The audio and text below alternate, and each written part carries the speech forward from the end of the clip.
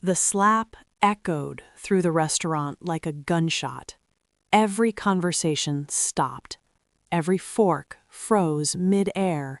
Every eye turned to witness what should have been impossible.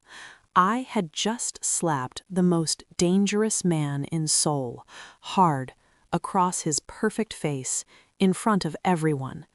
The handprint was already blooming red on his cheek. His security reached for their weapons. The entire restaurant held its breath. And I realized I'd either just signed my death warrant or changed my destiny forever. Before we dive into this story of one slap, one dangerous man, and how a broke waitress became the queen of Seoul's underworld, make sure you hit that subscribe button and turn on notifications, because what happens when you humiliate a mafia boss in public? When the man who could destroy you decides he'd rather keep you? When one moment of fury transforms into the most dangerous love story Seoul has ever seen? You absolutely need to see this. If you want to know how I went from serving drinks to ruling beside a king, how one moment of rage changed my entire life, how the man I humiliated became the man who'd burn the city down for me, you need to hear this story. Because I'm Maya Brooks.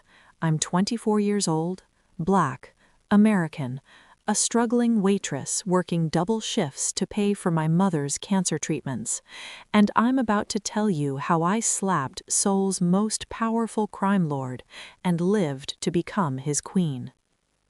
His name was Kang Tae-hyun, multi-billionaire, underground emperor, the kind of man politicians feared and criminals worshipped.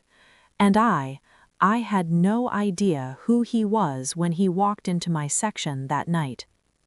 All I knew was that he'd just said something unforgivable, and my hand moved before my brain could stop it. My name is Maya Brooks, and I've been a waitress at Lumiere, one of Seoul's most exclusive restaurants, for 2 years. 2 years of fake smiles, aching feet, and pretending I didn't hear the way rich men talked about servers like we were furniture. But I needed the money.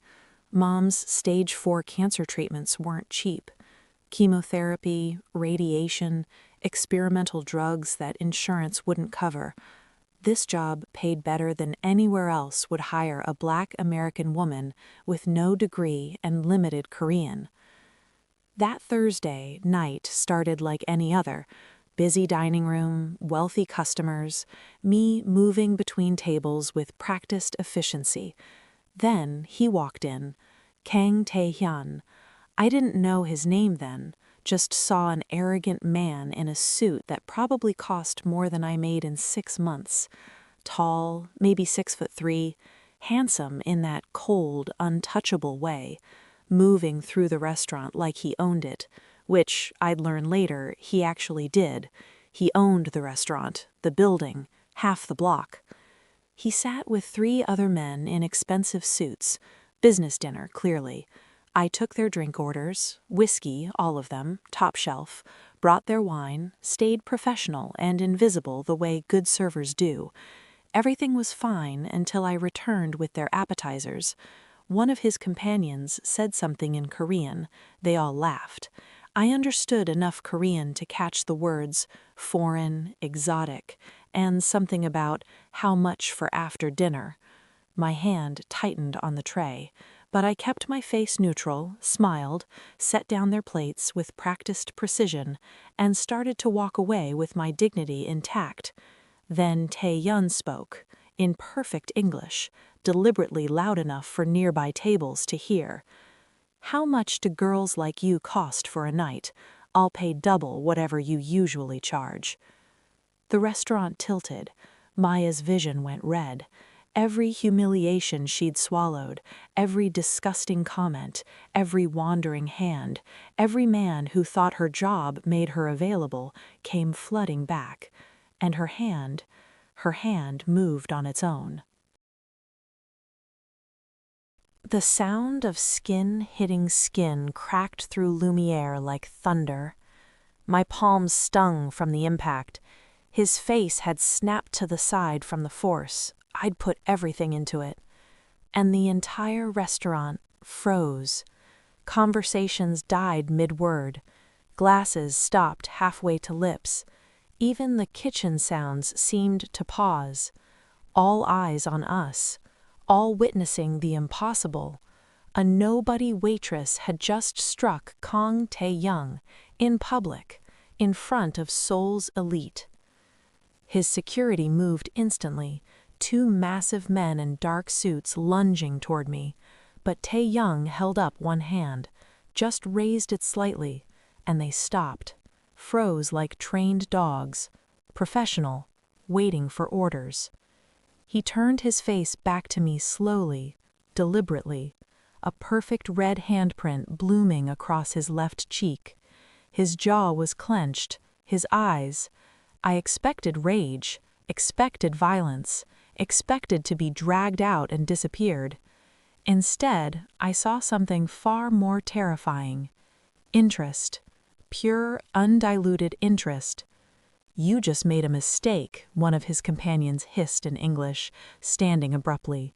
"Do you know who this is? Do you have any idea?" "I don't care who he is," I said, proud that my voice wasn't shaking even though my entire body was.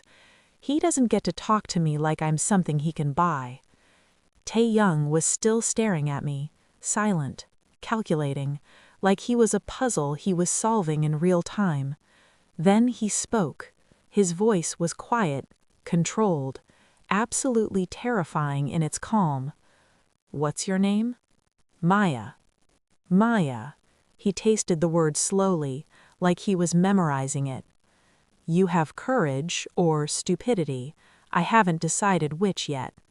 He stood, tall, imposing, radiating power that made everyone in the restaurant unconsciously step back. Everyone except me. I refused to move, refused to show fear, even though I was absolutely terrified. "Check, please," he said to the manager who'd peered, white-faced and shaking. Then to me, those dark eyes boring into mine. "This isn't over." The threat was clear, polite, quiet, but absolutely a threat. Maya watched him leave, his security flanking him, other diners whispering frantically, and realized she'd just done something monumentally stupid or monumentally brave. She wasn't sure which, but she knew one thing: her life had just changed forever. I was fired within the hour. The manager was apologetic but firm, hands literally shaking as he spoke. "Do you know who that was? Kang Tae-hyun owns this restaurant, owns the building, owns half of Gangnam. He could destroy us with one phone call. I have to let you go. I'm sorry, Maya, but—" "Then I saved you the trouble of firing me," I interrupted, already untying my apron. "I quit." I went home to our tiny apartment in a neighborhood tourists never saw, walked up 4 flights because the elevator was broken again, found Mom sleeping on the couch, medication bottles on the side table. I couldn't face explaining why I'd just destroyed our main income source over my pride. The bills on the kitchen table seemed to mock me. Medical debt, rent, utilities, all due, all impossible now. But the next morning, everything changed. There was a knock at the door. 6 a.m. Unusual, concerning. I opened it to find a man in a black suit. Professional, polite, terrifying in his calm efficiency. "Miss Maya Brooks?" "Yes." My stomach was already dropping. "Mr. Kang requests your presence. The car is waiting downstairs." "And if I refuse?" A slight smile. Cold. "Mr. Kang doesn't make requests that can be refused." 20 minutes later, barely enough time to change clothes and leave a note for Mom, I was in the back of a luxury sedan, black leather, tinted windows, being driven to Gangnam, to a building that scraped the sky.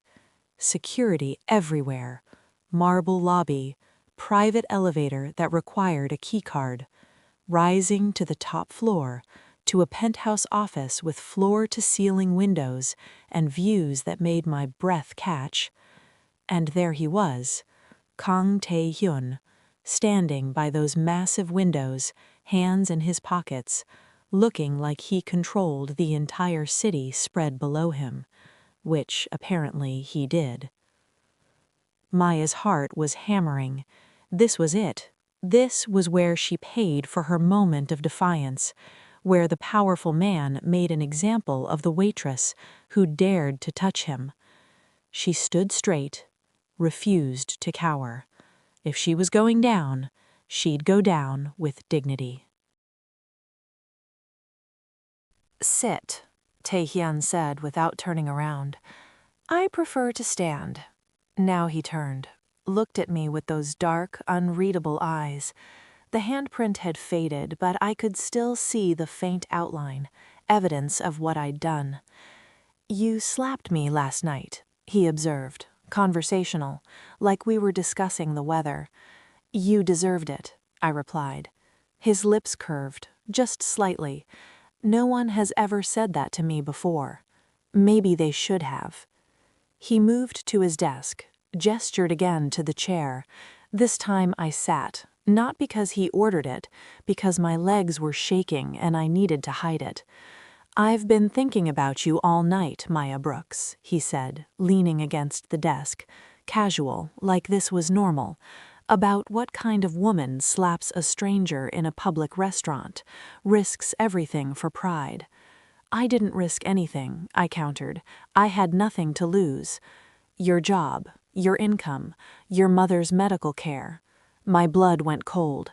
"How do you—" "I know everything about everyone who interests me.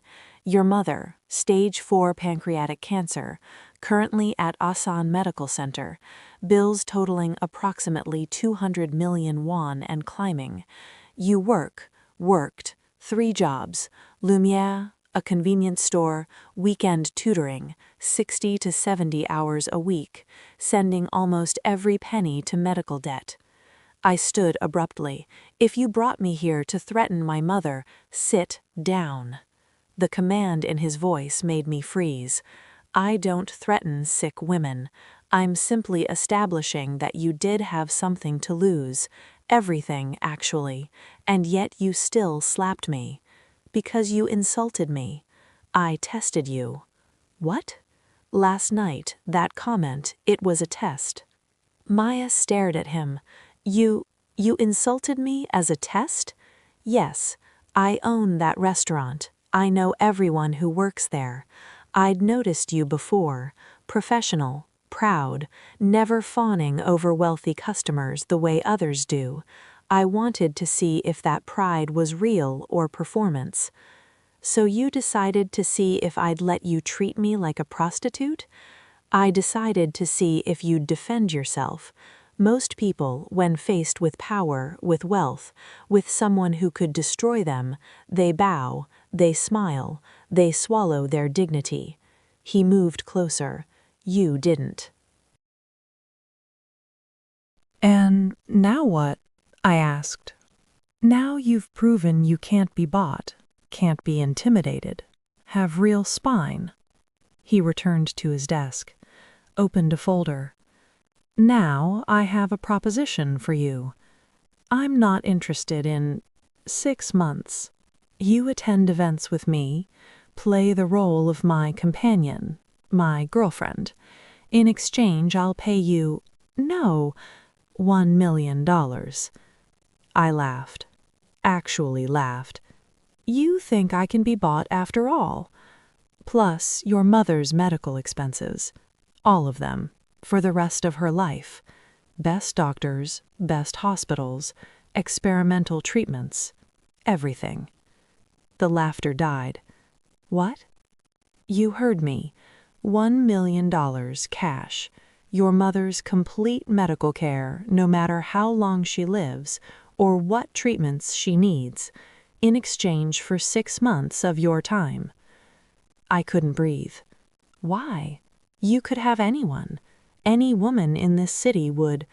I don't want anyone else. I want someone who sees me as a man, not a bank account.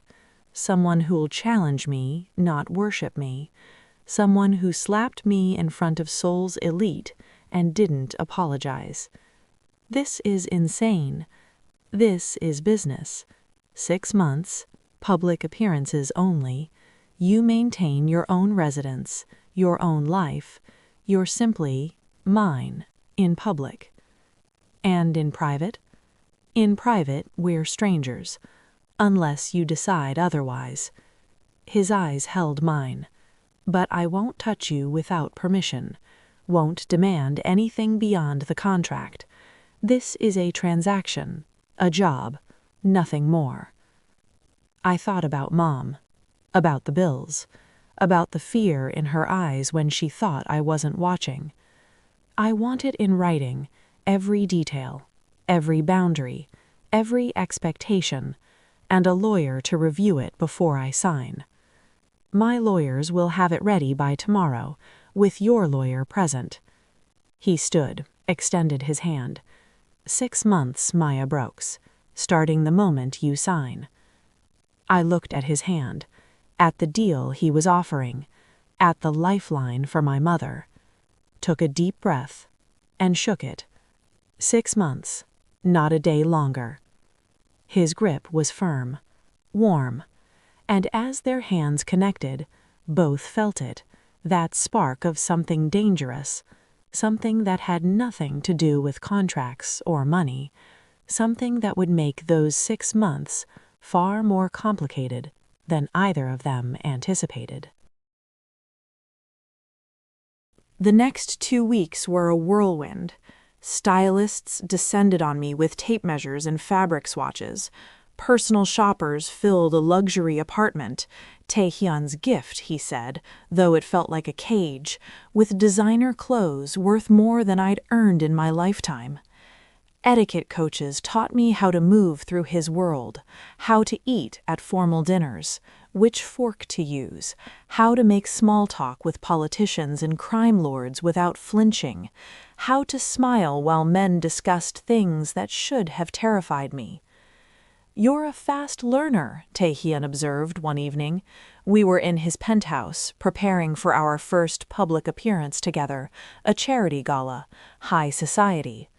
"I'm motivated," I replied, adjusting the diamond necklace his people had delivered that morning, worth more than my childhood home, probably more than the entire neighborhood I'd grown up in. "The money?" "My mother. She's actually getting better. Real treatment, real doctors instead of whoever was on call at the free clinic. She smiled yesterday, actually smiled. First time in months." Something shifted in his expression, softened, just for a moment before the mask returned. "That's why you're doing this." "That's the only reason I'm doing this." I met his eyes in the mirror. Not the luxury, not the clothes, not the status, just her. "You'd trade all of this for her health. In a heartbeat." "You're different than I expected, Maya Brooks." "So are you, Kang Taehyun." He had been careful, respectful, never crossing boundaries, never making me feel purchased despite the contract between us, never treating me like the transaction this was supposed to be. "How am I different?" he asked, genuine curiosity in his voice. "You're lonelier than I thought someone with this much power could be." His jaw tightened. "Don't psychoanalyze me. Don't pretend this is just business. You could have hired an escort, a model, a socialite. You chose me because I'm the first person in years who treated you like a human instead of a god." Silence. Heavy, loaded with truth neither wanted to acknowledge. "The car's here," Taehyun said finally, breaking eye contact. "Time to play our parts. But as they left together, his hand settling possessively at her lower back, Maya wondered, were they really playing, or was something real growing beneath the performance? The gala was everything I'd feared and nothing I'd expected. Hundreds of Seoul's elite packed into a luxury hotel ballroom. Politicians I recognized from news broadcasts, CEOs of companies whose products filled stores, and underneath it all, the real power, the men who controlled the shadows. Tae-yun's world. He introduced me to everyone the same way. Maya, my companion. Not girlfriend, not partner, companion. Like I was a choice, not a contract. And the way he looked at me, the way he touched me, it felt real. Possessive hand at my lower back, guiding me through the crowd. Fingers brushing mine when he handed me champagne.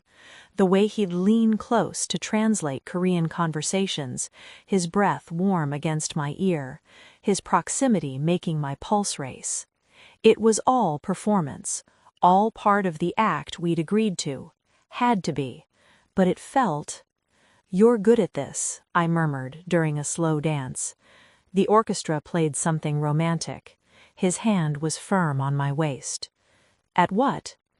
Pretending, making this look real. Who says I'm pretending? I looked up sharply. His expression was unreadable, professional, but his eyes held something that made my breath catch. This is a contract, Tae-yun. We agreed to 6 months. We didn't agree on what could happen during those 6 months. Nothing can happen. This is business. You said... I said a lot of things. He pulled me slightly closer, close enough that I could feel the heat of his body. But that was before. Before what? Before I realized that pretending to care about you is harder than actually caring about you. My heart stuttered. Tae-yun! A shot shattered the music. The chandelier above us exploded in a shower of crystal, and chaos erupted. Tae-yun moved instantly. 1 second they were dancing, the next he'd pushed Maya to the floor, his body covering her completely as more shots rang out. His security swarmed them, returning fire. Screams filled the ballroom. Maya saw men falling, saw blood spreading across expensive marble, saw the carefully constructed world of wealth and power reveal its violent underbelly. "Stay down," Tae-yun ordered, his body a shield over mine. "Don't move. Don't—" An explosion. The far wall collapsed inward, smoke and debris filling the air. Armed men poured through the opening. Not random violence, not a robbery. Targeted attack, professional, coordinated. One of them spotted us through the chaos, raised his weapon, aimed directly at me? At Tae-yun? Both? Tae-yun moved faster than I thought possible, rolled us both, putting himself between me and the shooter. The bullet meant for one of us went wide, buried itself in marble where we'd been. His security eliminated the threat with brutal efficiency. But more attackers came, relentless. "This way," Tae-yun pulled me up, half carrying me through the chaos toward an emergency exit. His suit was torn. Blood on his shoulder. He'd been grazed, protecting me. "You're hurt," I gasped as we ran. "I'm fine. Keep moving." We made it to his car, bulletproof, driver ready, engine running. We sped away as sirens filled the Seoul night. Inside the car, reality crashed over me. The adrenaline faded, leaving shaking hands and racing heart. "What was that?" I demanded. "Who were those people? Why—" "Rivals," Tae-yun said, pressing a cloth to his bleeding shoulder. "They've been watching, waiting for a moment of weakness." "And I'm your weakness?" "No." His grip on my hand, when had he taken my hand, tightened. "You're my—" He stopped. Couldn't finish. "Tae-yun, this is too dangerous. The contract. We should end it. I'm not letting you go." The words were fierce, final. You could have died back there. So could you. They were shooting at both of us. No, Maya, they were shooting at you, to hurt me. You were right. You've become my weakness, and in my world, that makes you a target. The car fell silent. Maya processed what he'd just said. People had tried to kill her, not as collateral damage, as strategy, as a way to hurt the man beside her, the man who was supposed to be nothing more than a business arrangement, the man who'd just taken a bullet for her. Back at the penthouse, Taehyun's private doctor treated his gunshot wound. Just a graze, thankfully, but it could have been so much worse. This isn't what we agreed to, I said, watching the doctor work. I'm supposed to be arm candy at events, not a target for assassination. You became a target the moment you stood beside me publicly. Then release me from the contract. Let me go back to my normal life. No. He winced as the doctor stitched. I wanted to look away, but couldn't. Why not? This is insane. People are trying to kill us because they know, he interrupted. Know what? That you matter. That you're not just a contract. That I'd burn this entire city down before I let anyone hurt you. The words hung between us, heavy, dangerous, real. This was supposed to be business, I whispered. It was. It's not anymore. When did it change? The moment you slapped me. No, before that. The moment I walked into that restaurant and saw you, proud, strong, refusing to bow to men who thought money made them gods, refusing to be diminished. Taehyun, I love you. 3 words. Simple.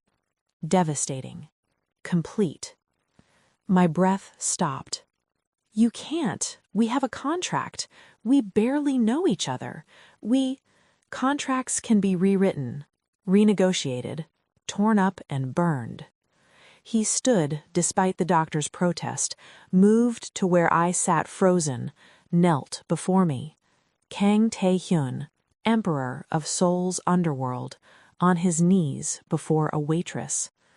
I love you, Maya Brooks, not as a contract, not as a companion, not as a performance, as the woman who saw me as human when everyone else saw a god or a monster, as the woman who challenged me, as the woman I want beside me, really beside me, always. This is crazy, I breathed. We've known each other 6 weeks. I've made billion-dollar decisions in 6 seconds. When you know, and I know. And what if I don't want this? Maya asked, voice shaking. What if I want out? Want to take the money and run and never see you again? Pain flashed across his face, raw, real. Then I'll let you go. Honor the full contract payment, cover your mother's care forever, and never contact you again. Your choice, Maya. Always your choice. I looked at him, really looked. Past the power, past the danger, past the empire and the violence and the wealth, to the man underneath. The man who'd protected me with his own body, who'd respected boundaries when he could have crossed them, who'd been so lonely he'd invented a contract just to have someone see him as human, who was now kneeling before me, offering me everything and promising to walk away if I asked. I don't want out, I said quietly. His eyes widened, hope and disbelief warring on his face. What? I don't want out of the contract. I want to renegotiate. Renegotiate how? No more pretending, no more performance, no more transaction. I reached out, cupped his face. Real. If we're doing this, it's real. No business arrangement, no 6-month limit. Real relationship, real risk. Real. He kissed me. cut off my words with his lips crashing into mine, desperate, reverent, like I was air and he'd been drowning, like I was home and he'd been lost. His hands in my hair, on my waist, pulling me closer like he was afraid I'd disappear. When we broke apart, both breathing hard, he rested his forehead against mine. "You're sure? This world is dangerous. My enemies will already tried to kill me tonight. If I'm going to be a target anyway, might as well be for real reasons. Might as well be because I chose you. Because I took a breath. Because I love you too, you arrogant, impossible man." His smile was pure joy. "Say it again." "I love you, Kang Tae-hun, my dangerous, broken, beautiful king. My fierce, impossible queen," he replied, and kissed me again. 6 months later, everything had changed. The contract had been burned, literally in his penthouse fireplace, while we laughed and I threatened to slap him again for good measure. My mother was in remission, living in a beautiful apartment Taeyoon had insisted on, receiving the best care money could buy. And I was no longer Maya Brooks, struggling waitress with 3 jobs and crushing debt. I was Maya Brooks, standing beside Seoul's most powerful man, not as decoration, not as a contract, as his partner, his equal, his queen. The underworld learned quickly.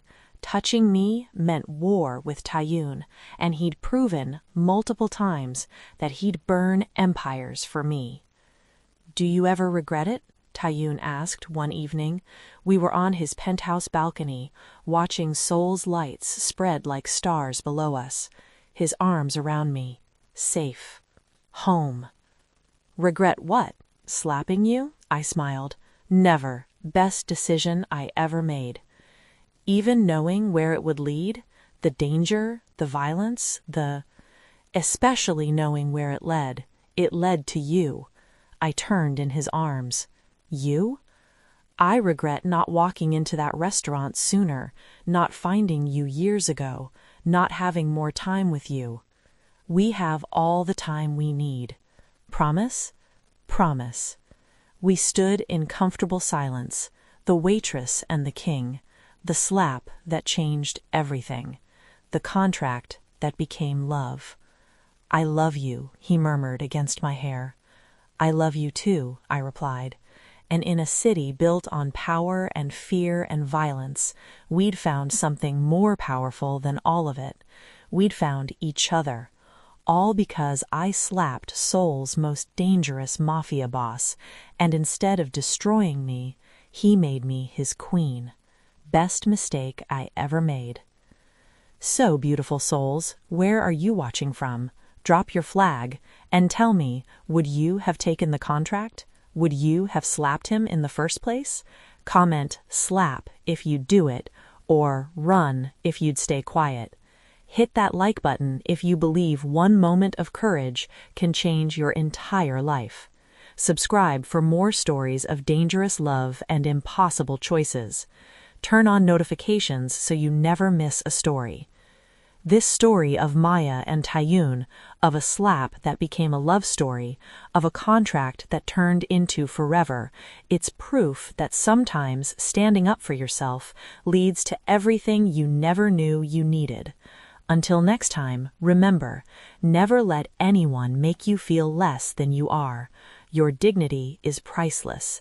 And sometimes the people who test you the hardest are the ones who end up loving you the most. Stay fierce, stay proud, and I'll see you in the next video. Much love.